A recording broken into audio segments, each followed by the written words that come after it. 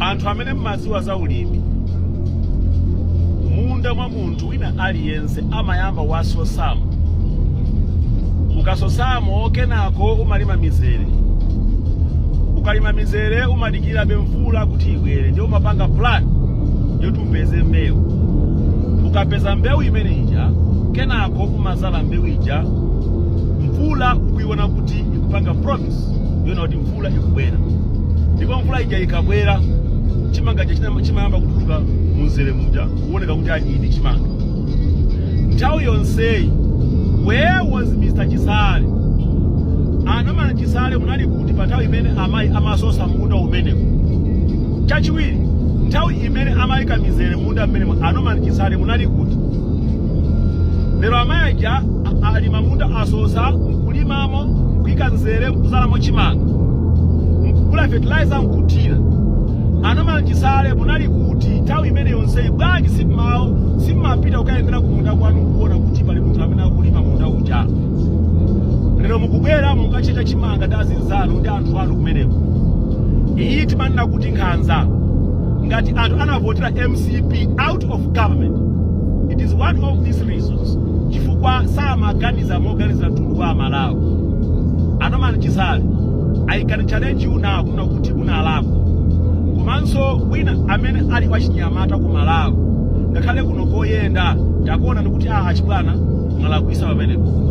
You were supposed wapanga approach amayi amenewa nthawi imene amasosa munda umenewo. Komanso pathawi olo nthawi imene amayika nzere, pathawi imene amafunafuna mbewu nkuzala chimanga, nthawi imene amadikirira mvula, nthawi imene chimanga chimene pakutira fertilizer. Where were you, Mr. Honorable Sir? We understand una kuti mmapanga zinthu zabwino komanso ndino amene mukusogolera usogoleri wa nyuwani pano. Koma pamene mwafika apa bwana tikuti mwatilakwira ife achinyamata. Ine ndimaziwa kulima chimanga nkukolola. Stage imene inafika chimanga chimene chocho, amayi amene wa aino wake munda umenewu anathana ndi zambiri. Unangosala ungopangira chipalapala, timati chipalapala kapena kuti kuchosa zomera zimene zingapangise kuti chimanga chisakhale bwino. Abwana anga, mulipireni nzima iyo. You have to apologize. Mupepese nzima ameneyo komanso mumfunse kuti chabwino ngati ine uli munda wanu, walima mundawo nthawi yonse uganiza komanso zimene wapanga zonsezo. You have to compensate. Mwena mwalipire amayiwo ndiye tisangala ife anyamata. Ngati muti nakuti apite kubungwe akadandaule, ndi bungwe lanji limene lingapange ubwino pazoyipa zimene mwapanga inu pamene popo zoposa kupanga inu ainu ake ubwinowo. Mwadzuka bwanja Malawi konse. Dzulo tinkakamba nkhani yona kuti Anomana Chisale analakwitsa kukatchecha chimanga cha nzimayi amene analima malo amene Chisalewo according to him akuona kuti ndi malo awo. It doesn't matter how many times Mr. Chisale mwina ngati amayankhula nawo koma apasa mawarning. It doesn't matter how many times he probably has done that, which we know kuti sizinali choncho ya. Lero ndi siku la chigamulo. Titapita ku makoti kwathu titaona kuti chigamulo chiyenera kuchitika. Kuyambira chaka cha mawa anthu akamaza kolola chimanga, sitikufuna timve kuti amayi amenewa anawo ndi banja lawo akusowa zakudya. Tikufuna tione Chisale akulipira akwapasa chimanga chokwanira kudya chaka chonse cha mawa mpaka na nthawi yozalima. Ngati amayi amenewa alibe malo olima, Chisale tinakuyikani pa mpando ndifeyo anthu a Malawi. It was one of that woman's vote that made Chisale kupeza mpando mboma.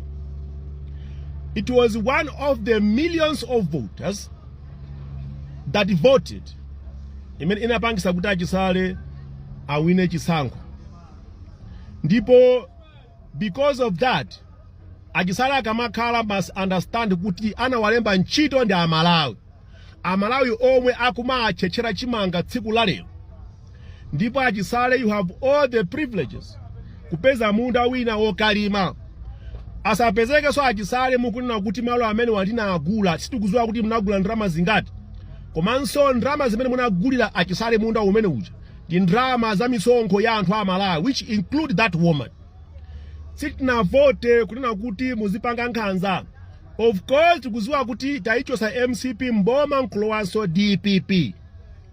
Musakhala achisale munthu ononga, mmalo moti mukhale munthu othandiza ankulukuta moyo kutukula dziko la Malawi.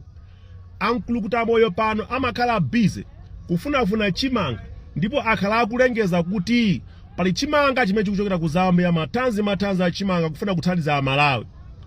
Inuyo podula chimanga cha Malawi chimene munadula munda mmene mukupanga claim kuti unali munda wanu, kodi inuyo mukwaona bwanji amayi amenewo? Inali voti imodzi mwa voti ma millions amene ife Malawi tinavota.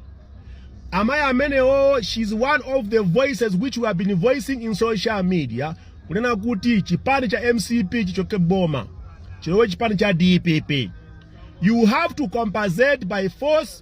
Mupange compensate, mwalipira amayi amenewo nyumba mwawo musasowe chakudya kuyambira nthawi imene azakolola anthu chakudya, komanso mwenena mulipire ndalama zimene amayiwo anagula fertilizer, ndrama zimene anaononga polima munda umenewo, ndrama zimene anaononga pogula fertilizer. You have to compensate that woman. Mr. Chisale, we are not against you. Ndipo muzidziwa kunena kuti mulandu sumaola 4 years isipatali. Tizakuyankhulani pa nthawi ya mavoti nkwauza Amalawi kuti asakuvotereninso. Ngati simupanga zotheka kuti amayi amenewa asapezeke ndi njala chaka chonse chamawa.